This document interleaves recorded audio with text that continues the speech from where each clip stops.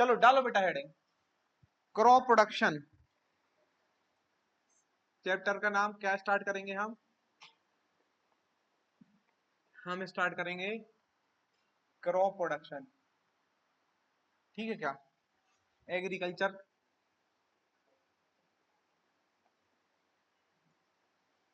Agriculture के बारे में जानकारी मैं आपको पहले दे चुका था, है ना? क्या क्या पढ़ा था हमने?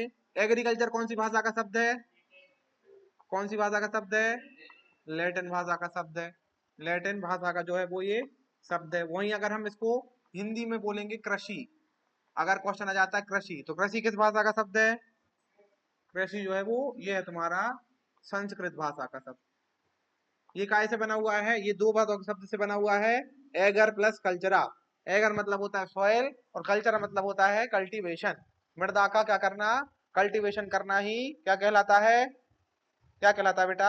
सॉइल का कल्टीवेशन करना ही एग्रीकल्चर कहलाता है। ये सब चीजें हम देख चुके थे, है ना? आज हम इसकी स्टार्ट करेंगे। इसमें हम धीरे धीरे एग्रोनॉमी की तरफ बढ़ेंगे और उस चीज को जो है वो हम कंप्लीट करेंगे।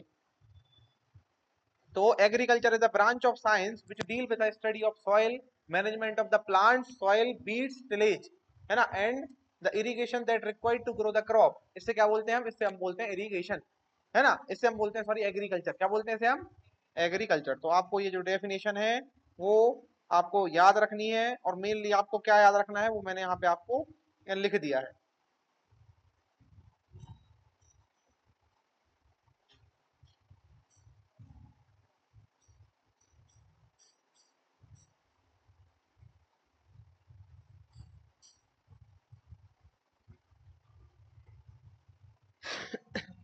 चलो, अब एग्रीकल्चर की एक ब्रांच है जिसका नाम है बेटा एग्रोनॉमी। क्या नाम है? एग्रोनॉमी। एग्रोनॉमी कौन सी भाषा का शब्द है? बताओ। एग्रोनॉमी बेटा ग्रीक भाषा का शब्द है। किस भाषा का शब्द है? ग्रीक भाषा का शब्द है। Agronomy is a Greek Latin word, sorry Greek language word है, लिख लो उसको। एग्रोनॉमी जो है वो ग्रीक भाषा का शब्द है। हिंदी में से हम सस्य विज्ञान के नाम से जानते हैं। किस नाम से जानते हैं? सस्य विज्ञान के नाम से जो है हम इसे जानते हैं। अगर क्वेश्चन पूछा जाता है कि फादर ऑफ एग्रोनॉमी इज, सस्य विज्ञान के, हाँ, अगर क्वेश्चन पूछा जाता है क्या कि इसके फादर कौन है? एग्रोनॉमी के पितामह। एग्रोनॉमी के जो पितामह है या फादर हैं, ये कौन है बच्चों? Peter Decrescenzi. पीटर डेक्रेसेंजी जो है वो उसके फादर हैं। किसके फादर हैं? एग्रोनॉमी के। और अगर क्वेश्चन पूछ लिया जाता है कि father of modern agronomy, father of modern agronomy, एक एक लाइन पे ध्यान रखना है, जो यहाँ पे लिखवाया जा रहा है कहीं से भी क्वेश्चन बन सकता है। ठीक है क्या? तो फादर ऑफ अगर मॉडर्न एग्रोनॉमी पूछा जाए तो ये हो जाएंगे आपके बच्चों जेथरो टूल। कौन हो जाएंगे? Jethro Tull. लिख लो, father of modern agronomy is Jethro Tull. Jethro Tull. Jethro Tull को बच्चों हम फादर ऑफ टिलेज एंड के नाम से भी हम इन्हें जानते हैं। जेथरो टूल को हम किस नाम से जानते हैं? इन्हीं को हम बोलते हैं father of tillage. Father of tillage, या इन्हें हम बोल सकते हैं भू परिष्करण के, भू परिष्करण के जनक, या भू परिष्करण के पितामह। ठीक है, भू परिष्करण क्या होता है? जमीन में की जाने वाली सारी चीजें फसलों के बोने से पहले या फसलों के बोने के बाद, जैसे निंदाई, जैसे कि गुड़ाई, और जैसे कि घास निकालना, गाजर घास निकालना या खरपतवारों को निकालना, ये सारी चीजें क्या कहलाती हैं? ये सारी चीजें कहलाती हैं टिलेज। तो टिलेज के पिता भी कौन है? जेथरो टूल। ठीक है। अगर क्वेश्चन पूछा जाता है कि पीटर डेक्रेंजी ने कौन सी किताब लिखी थी? पीटर डेक्रेंजी जो कौन है? फादर ऑफ एग्रोनॉमी है। कौन है बेटा ये? फादर ऑफ एग्रोनॉमी है। इन्होंने कौन सी किताब लिखी? तो इनकी किताब का नाम है ओपस रूरालियम कैमोडेरम। ओपस रूरालियम कामोडेरम। तो आपको ये याद रखना है। ये क्या है बच्चों? ये है आपकी एक किताब, ओपस लियम कामोडेरम। ठीक है क्या? ये किसके द्वारा लिखी गई किताब है? ये दिस इज अ बुक किताब, this book is written by the father of agronomy. कौन है ये हमारे, कौन है बेटा फादर ऑफ एग्रोनॉमी?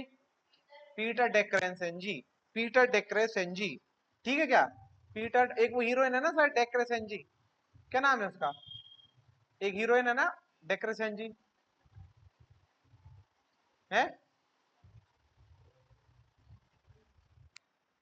ठीक है क्या? लिखो इसको एक बार जल्दी से।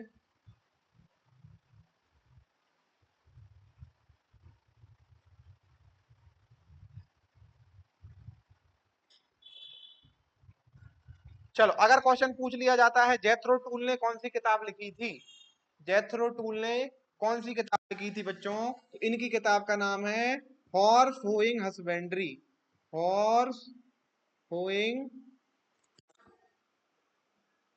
हस्बेंड्री। ठीक है क्या? ये किसके द्वारा लिखी गई?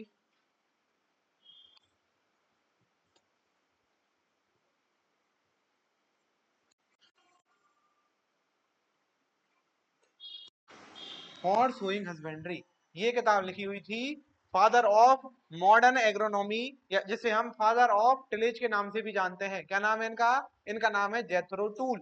क्या नाम है बेटा? जेथरो टूल। तो जेथरो टूल ने कौन सी किताब लिखी? इनकी किताब का नाम था हॉर्स होइंग हस्बेंड्री। और वहीं अगर आपसे क्वेश्चन पूछा जाता है, वहीं अगर आपसे क्वेश्चन पूछा जाता है कि फादर ऑफ एग्रोनॉमी कौन है, तो father of agronomy is Peter Decrescenzi. याद रहेगा क्या? दोनों की किताब के नाम, दोनों के नाम जो है वो आप लिख लीजिए। और अगर क्वेश्चन पूछा जाएगा कि एग्रोनॉमी क्या है, एक बार 12th वाले बच्चे और 11th वाले बच्चे इसकी डेफिनेशन भी लिख लो। एग्रोनॉमी क्या है? तो कृषि की वह शाखा, it is a branch of agriculture science. लिखा है मैंने? नो बेटा, दिस इज हॉर्टिकल्चर, जो पढ़ रही हूँ आप वो हॉर्टिकल्चर की डेफिनेशन। ठीक है क्या? तुम लोगों ने लिखी है? लिखो एक बार हिंदी में इंग्लिश में। इंग्लिश में, हाँ। It is a branch of agriculture, अभी आज हिंदी वाला तो कोई नहीं है ना यहाँ? It is a branch of agriculture science, it is a branch of agriculture science which deals with a management of field, which deals with a management of field। ठीक है क्या? which deals with a management of field, उसे हम क्या बोलते हैं? Agronomy, is known as agronomy। It is made up of a two Greek word, agros plus nomos, agros plus nomos। agros का मतलब क्या होता है बेटा? एग्रोस का मतलब क्या हो जाता है? एग्रोस का मतलब हो जाता है फील्ड, और नोमोस मतलब हो जाता है क्या करना? To manage. ये मैं आपको लिखा चुका हूं सारी चीज, है ना? हो गया क्या? मतलब एग्रोनॉमी में हम क्या क्या पढ़ेंगे? एग्रोनॉमी में हम क्या क्या पढ़ेंगे? Field management. एग्रोनॉमी में क्या पढ़ेंगे बेटा हम? एग्रोनॉमी में पढ़ेंगे field management, field management. Field management मतलब हमारे खेत का प्रबंधन। काय का प्रबंधन? खेत का प्रबंधन। खेत का प्रबंधन के लिए क्या क्या जरूरी है बेटा? खेत के प्रबंधन के लिए क्या क्या चीजें लगती हैं बताओ? खेत के प्रबंधन में क्या क्या लगता है? खेत के प्रबंधन में क्या क्या जाएगा? जैसे आ जाएगा सबसे पहले तो क्या? चलो भाई टिलेज। टिलेज मतलब हिंदी में क्या बोलोगे इसे? भू परिष्करण। Father of tillage is, father of tillage is कौन है? जेथरो टूल। अभी लिखवाया है ना मैंने। टिलेज मतलब क्या होता है बच्चों? टिलेज मतलब होता है अपनी खेत की तैयारी करना। आज आपने एक फसल काटी, अब आप नई फसल लगाओगे तो खेत को पहले तैयार करोगे। ऐसा तो नहीं बीज लेके और आपने खेत पे फेंक दिए दूसरी फसल लग गई, नहीं लगेगी ना। निंदाई करोगे, गुड़ाई करोगे बेटा, वहां पे तुम खरपतवार निकालोगे, चलाओगे, कल्टीवेटर चलाओगे, चलाओगे कि नहीं, रोटर चलाओगे। उसके बाद बहुत सारी चीजें हम वहां उपयोग करते हैं, तो ये सारी चीजें क्या कहलाती हैं? टिलेज में पढ़ते हैं। कहाँ में पढ़ते हैं हम इसको? टिलेज में पढ़ते हैं। फिर खेत की तैयारी करने के बाद आप खेत में क्या करोगे? इरिगेशन। इरिगेशन मतलब हो जाता है हमारी सिंचाई। तो सिंचाई भी काय में आ जाएगी आपकी? एग्रोनॉमी में आ जाएगी। जब तुम्हारी बेटा 12th क्लास में अगर एग्रोनॉमी की डेफिनेशन लिखने आए तो पहले क्या लिखोगे? पहले जो मैंने तुमको डेफिनेशन लिखवाई है वो लिखना। एग्रोनॉमी क्या है? Agronomy is a branch of agriculture science which deal with the management of field. ये काहे से डील करती है? फील्ड के मैनेजमेंट से, कि कैसे हमको फील्ड को मैनेज करना है। जैसे हम घर को मैनेज करते हैं ना, कि भाई आज का इतना खर्चा हो गया, इतने पैसे आ गए, यहाँ ये बनाना है, ये जमीन खरीदनी है, करते हैं कि नहीं करते हैं? सेम जब हम फील्ड को मैनेज करेंगे तो हम कहाँ में पढ़ेंगे? एग्रोनॉमी में पढ़ेंगे। एग्रोनॉमी एक कौन सी भाषा का शब्द है? ग्रीक भाषा का शब्द है, जो दो शब्दों से मिलकर बना है, एग्रोस प्लस नोमोस। एग्रोस का मतलब होता है फील्ड और नोमोस का मतलब होता है मैनेज करना। इतना लिख दा। फिर चौथी लाइन में लिखोगे कि बच्चों इसके फादर कौन है, तो एग्रोनॉमी के फादर कहा जाता है पीटर डेकरेंजी को, जिनके द्वारा ये वाली किताब भी लिखी गई है। ये लिख दोगे चौथी लाइन में। पांचवी लाइन में क्या लिखोगे कि आधुनिक, यहां लिख लो, हिंदी में मैं लिख देता हूं, आधुनिक सस्य विज्ञान, आधुनिक सस्य विज्ञान या फिर मॉडर्न एग्रोनॉमी के फादर कौन है, तो मॉडर्न एग्रोनॉमी के फादर जेथरो टूल को कहा जाता है। क्लियर है क्या? चलो फिर आप आगे क्या लिखोगे? आगे ये लिखोगे कि हम एग्रोनॉमी में क्या क्या, तो एग्रोनॉमी में के अंतर्गत निम्न चीजों का अध्ययन किया जाता है ना? तो निम्न कौन कौन सी? पहले नंबर पे आ गई आपकी टिलेज, दूसरे नंबर पे क्या आ गई? इरिगेशन, तीसरे नंबर पे जाएगी आपकी, हाँ, बीड मैनेजमेंट। 30 नंबर पे क्या जाएगा? बीड मैनेजमेंट, मतलब ये हो जाएगा हमारा खरपतवार नियंत्रण। खरपतवार को क्या करना? नियंत्रण करना, खरपतवार नियंत्रण। फिर आ जाएगी आपकी बच्चों सोइंग। सोइंग जैसे जिसे हम हिंदी में बोलते हैं बुवाई। ठीक है क्या? बुवाई के बाद बच्चों क्या आ जाएगा इसमें? बुवाई के बाद आ जाएगी आपकी क्या? हार्वेस्टिंग। हार्वेस्टिंग मतलब ये हो जाएगी आपकी क्या? कटाई। तो ये सारी चीजों, ये सारी चीजें, ये सारी चीजें आपको लगती है कि नहीं लगती है खेत की एक बार व्यवस्था करने में? आप पहले खेत को तैयार भी करोगे, फिर सिंचाई भी करोगे, फिर बीड मैनेजमेंट भी करोगे, तो ये सारी चीजें हम क्या पढ़ते हैं? ये सारी चीजें हम पढ़ते हैं एग्रोनॉमी में। ठीक है क्या? और इन सब के लिए क्या जरूरी है हमारी, ये क्यों पढ़ रहे हैं हम ये सब चीजें? क्यों पढ़ रहे हैं? ताकि हम क्या कर सकें? प्रोडक्शन कर सकें। क्या कर सकें हम? प्रोडक्शन कर सकें। मतलब एक इकोनॉमिकल इंपोर्टेंस है इसका। क्या है इसका इंपोर्टेंस? इकोनॉमिकल, क्योंकि आप चीजों को लगाओगे और फिर आपको मिलेगा, उसको बेचोगे तो आपको क्या मिलेगा? पैसा। इसलिए इसका क्या है? इसलिए इसका आर्थिक महत्व है। क्या है इसका? नहीं तो क्या किसान को शौक काय के लिए पड़ा कि गेहूं लगाएगा? कुछ ना कुछ तो फायदा होना चाहिए ना किसान का। तो अपनी एम मतलब ऑब्जेक्टिव क्या है इसका? ऑब्जेक्टिव है इकोनॉमिकल इंपोर्टेंस। क्या है? इकोनॉमिकल मतलब आर्थिक महत्व। अब आप क्या करोगे? अब इसके लिए सबसे पहले हमको क्या जरूरत पड़ेगी बेटा? इसके लिए सबसे पहले जरूरत पड़ेगी हमको काय की? क्रॉप की। काय की जरूरत पड़ेगी? क्रॉप, या जिसे हम बोलते हैं फसल। तो अब आप मुझे ये बताइए कि फसल होती क्या है? फसल किसे कहा जाता है? फसल इज वर्ड, मतलब किससे आप फसल कहोगे?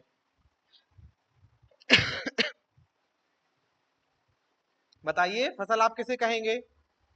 आम के पेड़ लगे हैं वो अपने रोड के बाजू में, फसल है वो? आपके घर में लगे हैं दो चार पपीते के पौधे, फसल है वो? फिर क्या है फसल? अनाज। तो मतलब जिसने आम का बगीचा लगाया वो उसकी फसल नहीं है? वो भी तो फसल है ना। फिर बताओ क्रॉप क्या है फिर? फसल क्या है? छोटे से बड़े होने तक फसल। मतलब कुछ ना कुछ ऐसी क्वालिटी होनी चाहिए ना जिससे देखो हर चीज की डेफिनेशन होती है, तो एक फसल की भी कुछ ना कुछ डेफिनेशन होगी कि भाई चलो ये फसल है हमारी। साइंटिफिकली तुमको पता होना चाहिए ना कि फसल, तो बोल दिया चलो फसल। अब क्या है फसल? हाँ बताओ। एक सीजन में लगा रही, चलो थोड़ा बहुत ठीक है तुम्हारा। बताओ। चलो तो मैं लिखवा देता हूं आपको, फसल क्या है? तो फसल is uh, it is a क्या है? It is a group of plant. क्या एक प्लांट से फसल बोलोगे क्या? क्या एक पौधे से फसल बोल सकते हो? नहीं बोल सकते हो। इसलिए फसल क्या है? It is a group of plants. ये क्या है? It is a group of plants which is sown, जिसको कैसे लगाया गया है? विच इज सोन,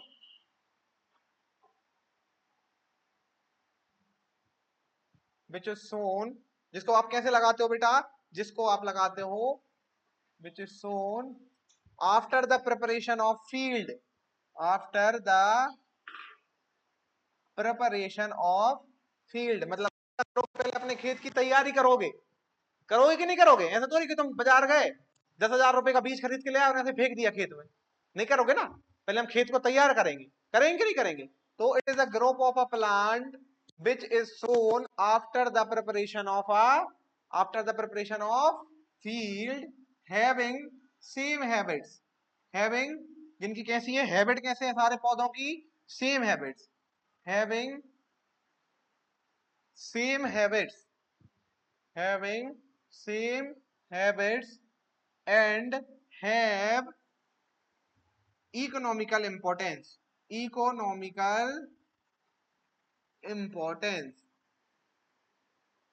जिनका क्या है बच्चों इकोनॉमिकल इंपोर्टेंस है, उनको हम क्या बोलते हैं, उनको हम बोलते हैं क्रॉप। 12th क्लास में पूछा जाता है, तो आपको ये डेफिनेशन लिखनी है। क्या लिखनी है आपको, लिखनी है कि फसल क्या है बच्चों, फसल पौधों के ऐसे समूह को कहा जाता है। चलो हिंदी वालों को और लिख देता हूं मैं, तो हिंदी वाले बच्चे भी एक बार इसको लिख लो सबसे पहले, क्योंकि एग्रीकल्चर में घुसने से पहले आपको ये डेफिनेशन पता होना अनिवार्य है। ठीक है क्या, तो क्या है पौधों के एक ऐसा समूह, पौधों का ऐसा समूह जिन्हें खेत की तैयारी करके, खेत की तैयारी करके बोया जाता है, जिन्हें खेत की तैयारी करके बोया जाता है एवं इनका एवं इनको उगाने का कुछ न कुछ आर्थिक महत्व होता है, आर्थिक महत्व होता है, होता है। उन्हें हम क्या बोलते हैं, उन्हें हम बच्चों फसल के नाम से जानते हैं। तो अब तुमको क्रॉप की डेफिनेशन याद रखनी है, अगर क्रॉप पूछा जाता है तो बच्चों आपको ये हमेशा के लिए याद होना चाहिए। अब है बच्चों आपको फसलों के लाभ क्या क्या है, फसलों से क्या क्या लाभ होते हैं पता है तुम लोगों को, लिख सकते हो क्या ये फसलों से क्या क्या लाभ है। जैसे फसलों से आपको जो है अनाज मिलते हैं, फसलों से आपको दालें मिलती हैं, फसलों से आपको रेशे मिलते हैं जैसे कॉटन और जूट। कॉटन जूट से क्या मिलता है आपको, रेशा या फाइबर मिलता है, जिनसे हम क्या बनाते हैं, कपड़े बनाते हैं। क्या बनाते हैं, कपड़े बनाते हैं। फसलों से बच्चों आपके खाद्य पदार्थ बनते हैं, जो आपकी फूड इंडस्ट्री है वो कैसे चलती है, वो कहाँ से चलती है, फसलों से चलती है ना। आलू की फसल में, आलू की सब्जी में आलू लग रहे हैं, लग रहे हैं कि नहीं लग रहे हैं, सब्जियां भी क्या है हमारी फसलें। मतलब कोई भी ऐसा पौधा जो काय में उगाया जा रहा है, ग्रुप में उगाया जा रहा है, और जिनकी क्या है इकोनॉमिकल इंपोर्टेंस है। क्या है जिनका इकोनॉमिकल इंपोर्टेंस है, वो क्या कहलाते हैं हमारे, वो कहलाते हैं हमारे फसल। ठीक है क्या, चलो अब फसलें होती हैं बहुत सारे प्रकार की, फसलों के प्रकार, टाइप्स ऑफ क्रॉप्स। अब आपने क्रॉप्स तो देख ली, लेकिन अब सर ये बताइए कि क्या सारी फसलें एक ही हैं क्या, तो बहुत सारी फसलें अलग अलग हैं, और अलग अलग हैं तो हमको उनको अलग अलग भागों में बांटना भी पड़ेगा। बांटना पड़ेगा कि नहीं बांटना पड़ेगा, चलो तो अब हम बांटते हैं। अब हम पढ़ेंगे टाइप्स ऑफ क्रॉप या फिर classification of crops, classification of crops. डालो बेटा हेडिंग, और पहले नंबर डालो, सबसे इंपॉर्टेंट क्वेश्चन यहां से आपके पेपर में पूछा जाता है। पहले नंबर डालो on the basis of, on the basis of ऋतुओं के आधार पर, काय के आधार पर, ऋतुओं के आधार पर फसलों का वर्गीकरण, फसलों का वर्गीकरण काय के आधार पर पढ़ रहे हैं हम ये, ऋतुओं के आधार पर। अब ऋतु जो हमारी होती है ना, होती है कि नहीं होती है ऋतु, उनके आधार पर कि किस ऋतु में कौन सी फसल लगाई जाती है। कम दिनों में उगाकर प्रिपेयर किया जा सकता है, हाँ भाई हर्षित ठीक है। सबसे पहला पानी, चलो तो क्या ऋतुओं के आधार पर अगर हम देखें फसलों को, तो ऋतुओं के आधार पर फसलों को हम तीन भागों में बांटते हैं। कितने भागों में बांटते हैं बेटा, तीन भागों में, याद रखना। ठीक है क्या, इसको कभी मत भूलना, जब तक तुम एग्रीकल्चर करोगे तब तक ये चीजें आपको लगेंगी, चाहे घर पे करो चाहे पढ़ो इसको एग्रीकल्चर के लिए। पहले नंबर पे हो जाती है हमारी खरीफ की फसलें, पहले नंबर पे क्या जाएंगी, खरीफ की फसलें, इन्हें हम बोलते हैं इंग्लिश में खरीफ क्रॉप, खरीफ क्रॉप्स। ठीक है क्या, दूसरे नंबर पे जाएगी बेटा आपकी रबी की फसलें। कौन की फसलें, रबी की फसलें, इन्हें हम बोल देते हैं इंग्लिश में रबी क्रॉप्स। और तीसरे नंबर पे जाएंगी आपकी जायद की फसलें, इनसे आप बोल देते हो जैद क्रॉप। ठीक है क्या, जैद क्रॉप, जायद की जो है ये फसलें हैं।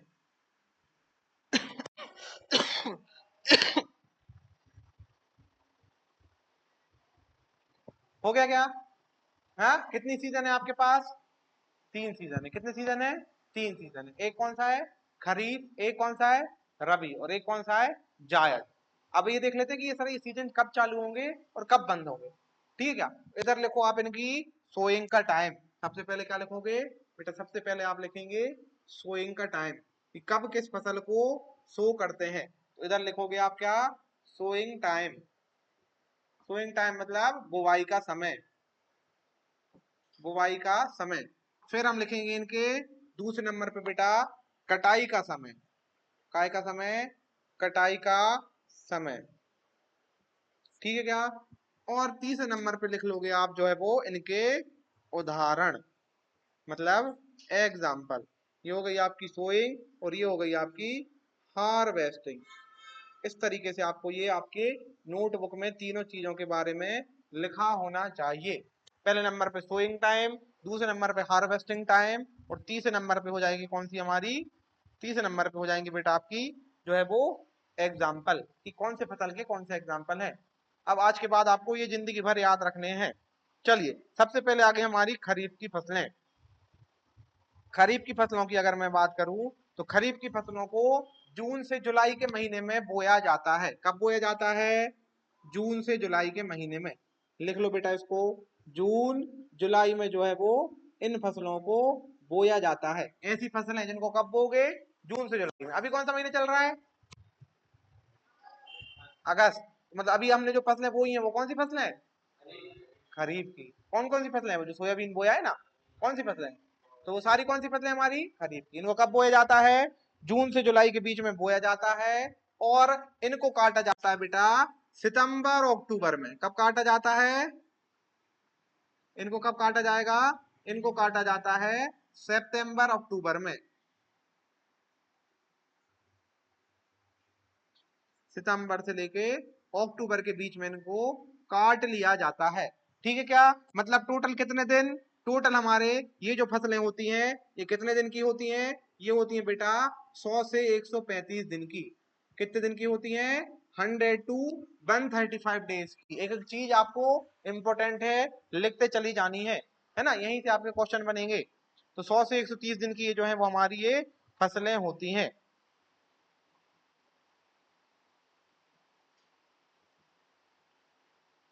चलो अब अगर इसमें और क्या लिख सकते हो? इनकी बुवाई कब करी जाएगी? जून से जुलाई के बीच में। मतलब इनको काय की जरूरत रहेगी? इनको काय की जरूरत रहेगी? बारिश की जरूरत रहेगी। कैसी काय की जरूरत रहेगी इनको? बारिश। तो इनको हम वर्षा आधारित फसलें भी बोलते हैं। इनको क्या बोल सकते हो? Rain depend crop. इन फसलों को हम क्या बोल सकते हैं? वर्षा आधारित फसलें। मतलब these are the rainy rain depend crops. मतलब ये काय पे डिपेंड होती हैं? Rain depends crop. इनको वर्षा आधारित फसलें भी कहा जाता है। कौन सी फसलों को? खरीफ सीजन की फसलों को। क्योंकि अभी तो हमने लगाया है ना, धान हमने लगाई है। क्यों लगाई है? ताकि बारिश हो जाए। बारिश होगी तो धान में पानी भरा रहेगा, खेत में रहेगा कि नहीं रहेगा। तो ये कौन सी हमारी ये रेन डिपेंड्स क्रॉप है। कौन सी सीजन है ये? खरीफ सीजन है। कब स्टार्ट होता है? जून से जुलाई के महीने में। कब काटा जाता है? सितंबर अक्टूबर में काटा जाता है। कितने दिन में तैयार हो जाती है फसलें? 100 से 135 दिन में। ठीक है क्या? चलो अब हम क्या बोलेंगे कि उगने के लिए इनको उगने के लिए इस समय पे टेम्परेचर ज्यादा है या कम है? बताओ। इस समय जो है आजकल जो है वो टेम्परेचर कैसा चल रहा है? अभी ज्यादा ठीक है ना, लेकिन अभी मॉइस्चर है। मॉइस्चर है कि नहीं? पानी की अवेलेबल है। तो इनको बच्चों, इनको शुरुआती फेज में, मतलब इनको अपने जीवन के शुरू के चक्र में नमी की आवश्यकता होती है। 12th में ऐसा लिखना। अभी तो तुम मन से लिख सकते हो, क्योंकि इस समय पे क्या होता है? पानी आता है, बारिश होती है। तो इनको, इन फसलों को शुरुआत में बढ़ोतरी के लिए काय की जरूरत होती है? नमी की आवश्यकता पड़ती है। तभी तो बारिश हो रही है ना आजकल। और फिर जैसे जैसे आपकी बारिश हटती जाएगी, टेम्परेचर थोड़ा बढ़ता जाएगा, नमी हटती जाएगी। मतलब जब तक ये फसलें पकेंगी जब तक इनको सूखे की जरूरत पड़ती है। ठीक है क्या? शुरू में इनको पानी चाहिए और बाद में इनको क्या चाहिए? सूखा कंडीशन चाहिए, तब जाके ये फसलें अच्छे से ग्रो होती हैं। क्लियर है क्या? अब लिखो बच्चों इनके उदाहरण, उदाहरण लिखो और ये जिंदगी भर आपको याद रखने हैं, जिंदगी भर के लिए आपको याद रखने। लिखो धान मक्का, धान मक्का,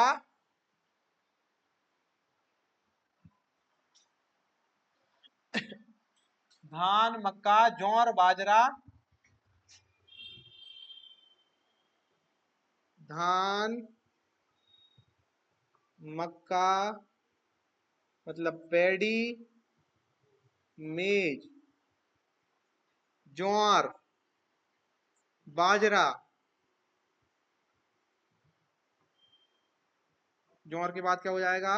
बाजरा। ज्वार मतलब बेटा सोरगम, और बाजरा मतलब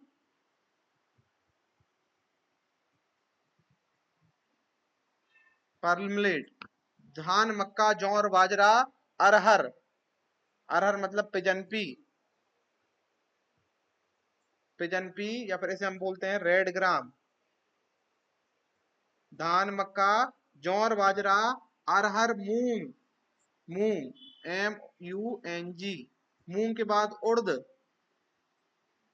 उड़द या इसे हम उड़द के नाम से जानते हैं, उड़द। उड़द के बाद आ जाएगी आपकी मूंगफली। कौन सी फली? मूंगफली। मूंगफली से क्या बोलते हैं? Groundnut. लिखो इतने नाम, खटाखट नाम लिखो, एग्जाम्पल सारे याद करने हैं, क्वेश्चन यहाँ से बनता है, मोस्ट इंपोर्टेंट है।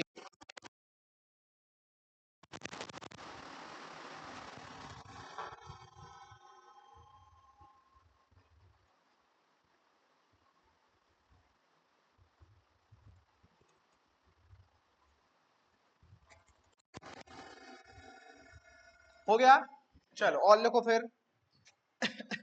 और हो जाएगा अरंडी, सोयाबीन, कपास। अरंडी मतलब हिंदी में इंग्लिश में बेटा कैस्टर, सोयाबीन से सोयाबीन ही बोलते हैं, और कपास से क्या बोलते हैं? कॉटन। ये सारी फसलों के आपको नाम याद रखने हैं। क्वेश्चन पूछा जाएगा कि निम्न में से कौन सी जो है वो आपकी खरीफ की फसल है।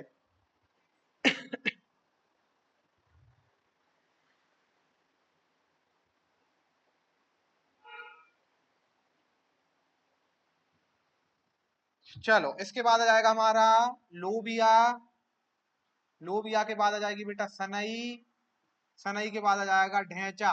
ये चारे के लिए उपयोग की जाती है। लोबिया मतलब हो जाएगी आपकी काउपी, ठीक है। सनई मतलब हो जाएगा सनहेम्प, और ढैंचा से हम बोलते हैं इंग्लिश में ढैंचा। धान मक्का जौर बाजरा अरहर मूंग, मूंग उड़द कपास सरसों, ठीक है क्या? अरंडी सोयाबीन, उसके बाद कपास, गेहूं, उसके बाद सनई, उसके बाद आ जाएगा आपका क्या? ढैंचा। ढैंचा के बाद तिल, तिल भी यहीं पे लिख लो, तिल मतलब हो जाएगी आपकी सीसेम। ये सारी आपकी काय की फसलें हैं। ए भाई काय की फसलें हैं ये, खरीफ की।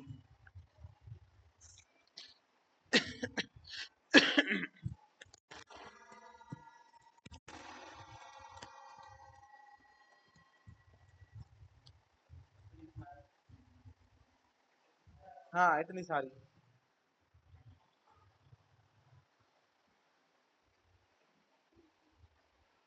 पिछले साल की बुक रखे हो क्या बेटा तुम लोग? बुक।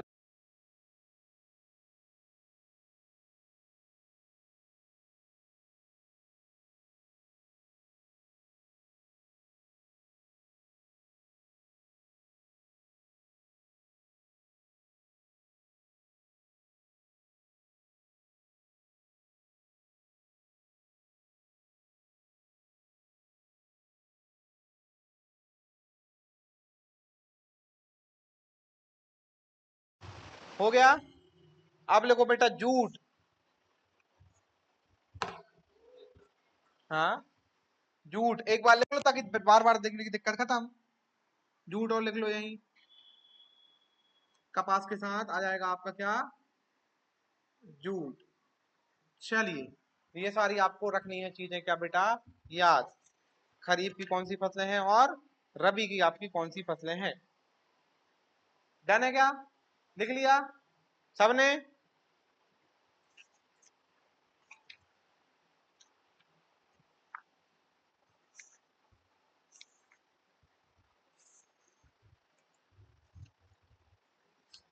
चलो, अगर क्वेश्चन पूछ लिया जाता है कि इन फसलों के लिए टेम्परेचर कितना चाहिए, तो टेम्परेचर और लिख लो बेटा।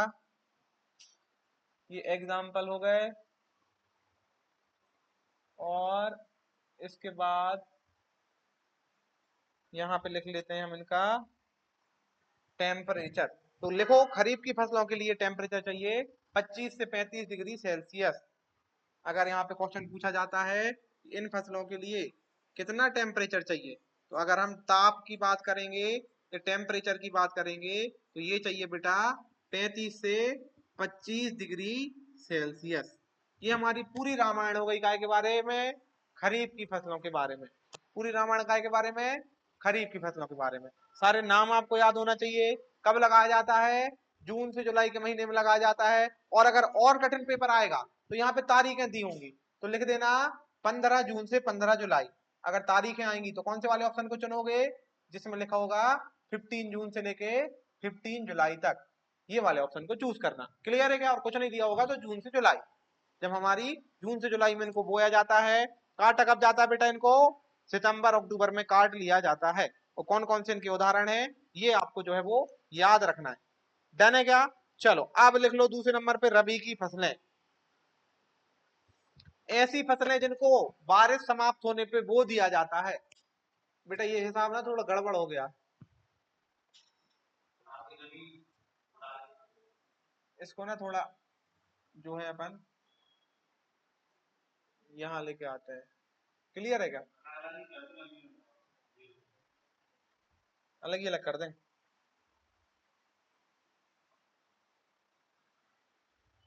चलो अब लिखो कौन सी फसलें, रबी की फसलें।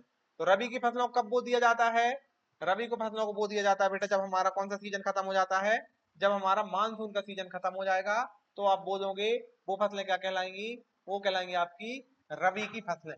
रबी की फसलें, मंथ लिख लो। इनको बोया जाता है बेटा 15 अक्टूबर से 15 नवंबर के बीच में। मंथ लिखो इनका, रबी की फसलों को बोने का समय, तो इनका समय हो जाता है 15 अक्टूबर से लेके 15 नवंबर के बीच का समय।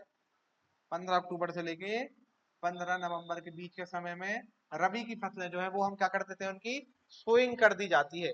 रबी की फसलों की सोइंग कर दी जाती है कब, 15 अक्टूबर से लेके, ठीक है क्या। और इनको काटा कब जाता है बेटा, अक्टूबर से नवंबर के बीच में आपने इनको बो दिया, और इनको काटोगे आप कब, इनको काटोगे बेटा मार्च अप्रैल के समय। कब काटोगे, मार्च अप्रैल के टाइम पे काटोगे इनको, मार्च अप्रैल में। किसानों बेटा ये चीजें तुमको पता होनी चाहिए, है ना। ये तुम्हारे पापा लोगों को, दादा लोगों को, उनको सब पता है, तुम लोगों को अभी इनको पता नहीं है। ठीक है, अब ये फसलें कैसी होंगी, अक्टूबर नवंबर में हम इनको क्या करेंगे बेटा, बोएंगे। उस समय पे कैसा टेम्परेचर चाहिए इनको, मीडियम। फिर ठंड पड़ने लगेगी, अरे नवंबर दिसंबर जनवरी फरवरी में ठंड पड़ेगी ना, उस समय इनको मतलब जब इनमें ग्रोथ होगी, उस समय इनको कैसा टेम्परेचर चाहिए, कम। पहले मीडियम, फिर कम, और बाद में जब ये पकने लगेंगी मार्च अप्रैल में थोड़ी गर्मी सी होने लगती है, मतलब जब ये क्या होने लगेंगी बच्चों, मेच्योर होने लगेगी ना ये फसलें, उस समय इनको ज्यादा टेम्परेचर की जरूरत है। क्लियर है क्या। चलो एग्जाम्पल लिखो अपन फसलों के, इनका टेम्परेचर लेवल लिख लो 25 से लेके 35 डिग्री सेल्सियस। 25 से 15, ये हो गया हमारा कितना 35 टू 25, इसमें 10 10 और कमाते जाओ। 25 से 15 डिग्री सेल्सियस, 10 और कमा दो, ठीक है क्या। 35 से 25, फिर 25 से 15, याद रहेगा क्या। इस तरीके से आपको लिंक बना के इनको याद कर लेना है। 25 से 15 जो है वो इनका टेम्परेचर रहेगा। चलो फसलों के नाम लिखो बेटा, गेहूं,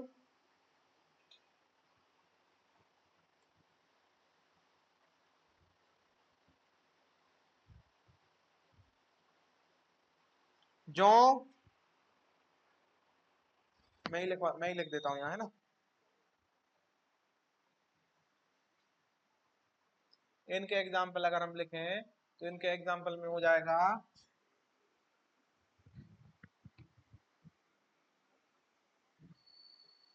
पहले नंबर पे लिखो बेटा गेहूं।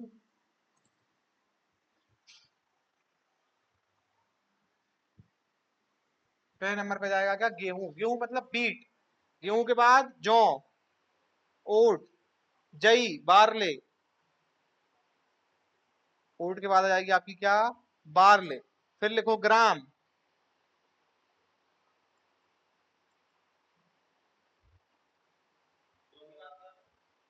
बारले।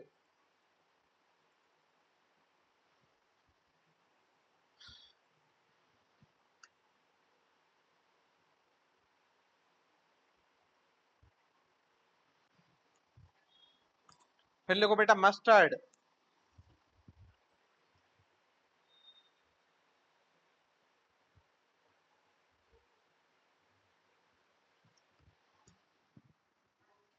क्या जाएगा? गेहूं आ जाएगा।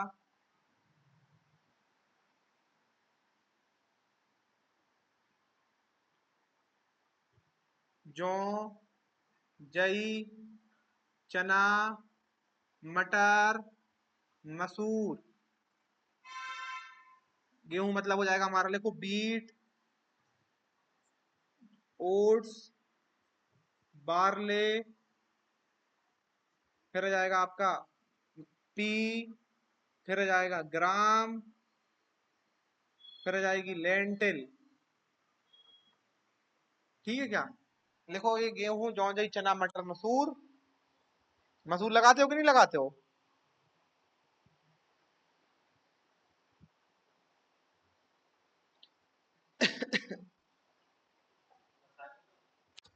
हो गया है?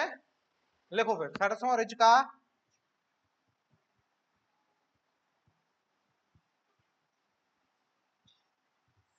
गन्ना, तमाकू।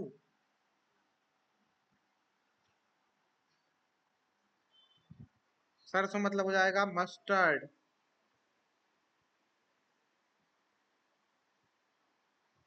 फिर हो जाएगा आपका लूसर्न। फिर हो जाएगा आपका शुगर केन। फिर हो जाएगी बेटा तमाकू। तमाकू मतलब हो जाएगा आपका क्या? टोबैको।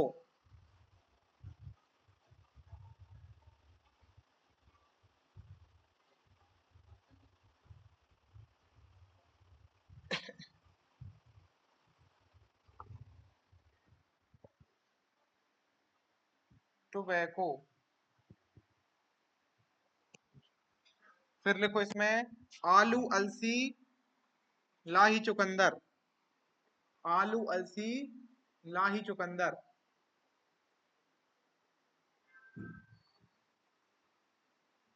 आलू, अलसी, लाही, चुकंदर। आलू मतलब पोटैटो।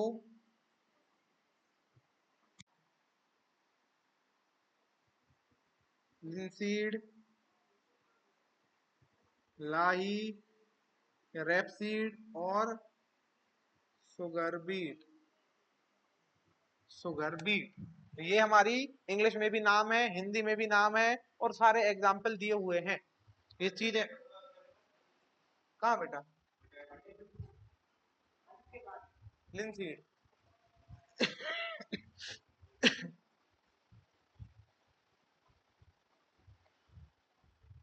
रिज का मतलब लूसर। दिख रहा है क्या ये? है? नहीं दिख रहा क्या? बताओ, पूछ लो क्या नहीं दिख रहा। ये लाइन देखो, गेहूं, जौ, जई, चना, मटर, मसूर। आ गया समझ में? इंग्लिश में आ गया है? बीट। बीट के बाद ये है हमारी ओट, बारले। बारले के बाद हमारा जो है वो पी, ग्राम, लेंटिल। आ गया समझ में? इसके बाद फिर हमारा मस्टर्ड। मस्टर्ड के बाद लूसर। फिर शुगर केन। शुगर केन के बाद टोबैको। आ गया समझ में? फिर इसके बाद पोटैटो। फिर लिनसीड, फिर लाही, फिर शुगर बीट। अरे ठीक है क्या? है? लिख लो फिर।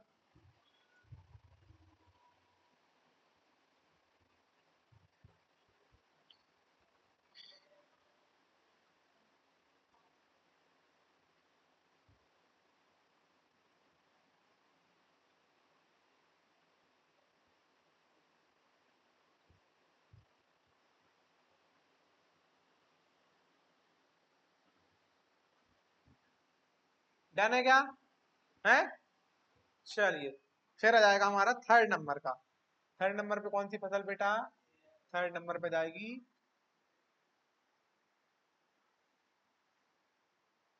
चलो छोड़ो इसको, थर्ड नंबर पे जाएगी आपकी जायद की फसल। जायद की फसल, ये जैद बोलते हैं जैसे। ठीक है क्या? नई हेडिंग डाल दो।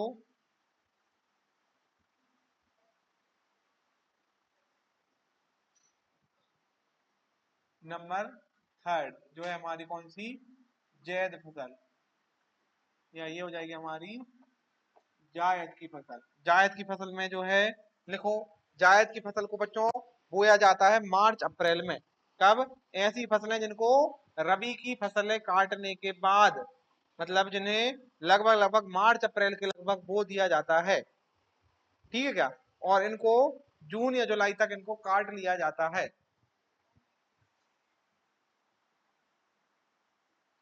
मार्च अप्रैल में इनकी सोइंग कर दी जाती है और जून जुलाई में इनको जो है वो काट लिया जाता है। ठीक है क्या?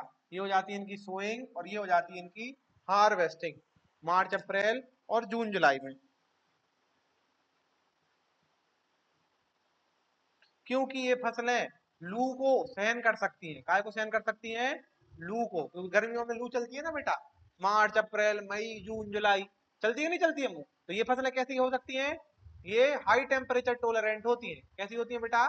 हाई टेम्परेचर टोलरेंट, मतलब ये लू को या बहुत अधिक टेम्परेचर को भी क्या कर सकती हैं?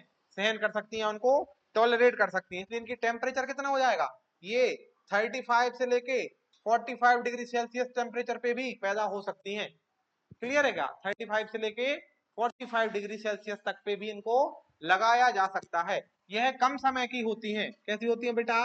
कम समय के लिए, मतलब ये 3 से 4 महीने की फसलें नहीं होती हैं। मार्च से लेके जून, मतलब 2 से 2.5 के महीने में ये पक्के तैयार हो जाती हैं। ऐसी फसलों को हम क्या बोलते हैं? ऐसी फसलों को हम जो है वो क्या बोलते हैं बेटा? जायद की फसलों के नाम से जानते हैं।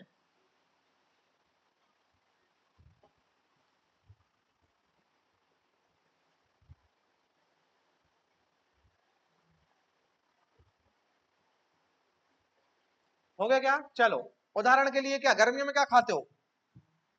तरबूज खाते हो कि नहीं खाते हो? हैं? खरबूज, खीरा, ककड़ी खाते हो कि नहीं खाते हो? मक्का चरी, उसके बाद हो जाएगा ज्वार चरी। गर्मियों में आजकल मूंग भी लगाने लगे हैं, देखा है कि नहीं? तो मूंग भी इसका उदाहरण हो जाएगा। मूंग के साथ साथ उड़द भी लगाने लगे हैं, तो उड़द भी इसका एग्जाम्पल हो जाएगा। हो गया क्या? चलो, अब इंग्लिश में वाटरमेलन, मस्कमेलन, कुकुरबिट्स।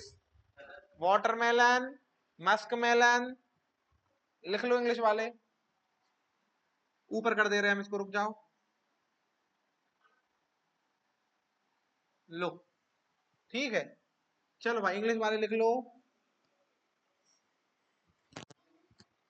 इंग्लिश वाले लिखेंगे वाटरमेलन, फिर मस्त में, मस्त नहीं मस्क, मस्त मेलन, फिर आ जाएंगे आपके क्या? कुकुरबिट्स। कुकुरबिट्स मतलब आ जाएंगी आपकी कद्दू, कद्दू वर्गीय फसलें। फिर आ जाएगी बच्चों आपकी sorghum stover. Sorghum stover, stover मतलब ऐसी फसलें जिनको आप काय के लिए उगा रहे हो? जानवरों को खिलाने के लिए। काय के लिए उगा रहे हो? जानवरों का, उनको हम क्या बोलते हैं? स्टोवर। जैसे हमारा हो जाएगा सोरगम स्टोवर, मेज स्टोवर। हिंदी में हम इसे क्या बोलते हैं? मक्का चरी, ज्वार चरी। ठीक है क्या? इंग्लिश में क्या बोलते हैं? स्टोवर, सोरगम स्टोवर, मेज स्टोवर। और हो जाएगा आपका मूंग बीन। मूंग बीन के बाद हो जाएगी आपकी उड़द। उड़द के बाद हो जाएगी आपकी अरहर। अरहर को भी आप लगा सकते हो। ठीक है क्या? अरहर को आप जो है वो इस सीजन में लगा सकते हो।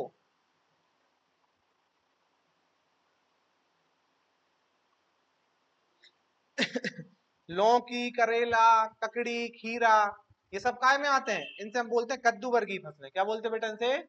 कद्दू, कुकुरबिट्स। कुकुरबिट्स मतलब जिनमें पानी की मात्रा ज्यादा होती है। खीरे में काहे के लिए खाया जाता है? पानी के लिए। आपने वो बनाई है कभी लौकी? कुकर में सीटी लगाना बिना पानी डाले, वो ऑटोमेटिक पानी आ जाएगा उसमें, आ जाता है कि नहीं आ जाता है? उनमें क्या होता है? पानी होता है। वो हाइड्रेट रखते हैं बॉडी को, क्या रखते हैं? तभी तो हम बोलते हैं ना कि गर्मियों में भैया खीरा खा लो। खा लो कि नहीं खा लो? फ्रेशिंग होते हैं वो, रिफ्रेशिंग होते हैं कि नहीं होते? उनमें पानी ज्यादा पाया जाता है। क्या पाया जाता है? पानी। तो ऐसी फसलों को क्या बोलते हैं? ऐसी फसलों को हम बोलते हैं कोकोरबिट्स। क्या बोलते हैं? कोकोरबिट्स। इसमें क्या क्या आ जाएगा? इसमें जैसे खीरा आ जाएगा, ककड़ी आ जाएगा, आपकी लौकी आ जाएगा, करेला आ जाएगा, कद्दू आ जाएगा। ठीक है क्या? ये सारे क्या कहलाते हैं? कोकोरबिट्स या कद्दू वर्गीय फसलें। क्लियर है क्या? नहीं, भिंडी नहीं। भिंडी नहीं। ये सारी टेबल बेटा याद कर लेना। इसकी ट्रिक बनानी है आपको। क्या बनानी है? ट्रिक बनानी है। और ट्रिक से आपको इनको याद करना है। ठीक है क्या? ये फसलों की ट्रिक बनानी है, तब जाके ये जो है वो याद होंगी। नहीं तो इनको जो है बेटा आप भूल जाएंगे। सारी फसलों को ट्रिक से याद करना, तो ये ज्यादा दिनों तक याद रहेंगी और भूलोगे भी नहीं।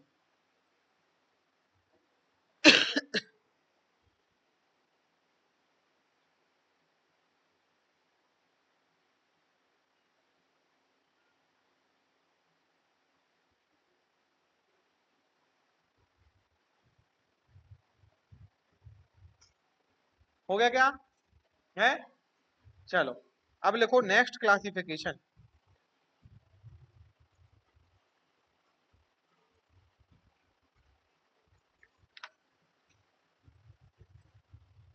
चलो, नेक्स्ट क्लासिफिकेशन लिखो। पहले एक बार इसका रिवीजन करो, उसके बाद नेक्स्ट क्लासिफिकेशन।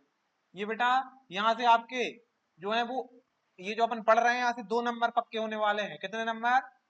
इसलिए इसको बड़े ध्यान से पढ़ना है और अभी याद करते चले जाना है। बाद में जब चीजें ज्यादा हो जाएंगी तो दिक्कत। कोई भी एग्जाम दो आप, एग्रीकल्चर का कभी भी एग्जाम देना, नौकरी का एग्जाम देना, चाहे 12वीं पास होने के बाद देना, चाहे 11वीं के पास देना, चाहे तुम 11वीं का पेपर दे लेना, चाहे 12वीं का, इनके बिना पेपर नहीं बनता। यहाँ से एक ना एक क्वेश्चन, कोई भी लेवल का पेपर दोगे, एमएससी करने के बाद भी अगर कोई पेपर दोगे ना, यहाँ से क्वेश्चन पूछा जाएगा। ये सबसे महत्वपूर्ण है, सबसे इंपॉर्टेंट है। इससे ज्यादा जरूरी कुछ नहीं है। इसलिए इसको पता होना बेटा बहुत ही जरूरी है।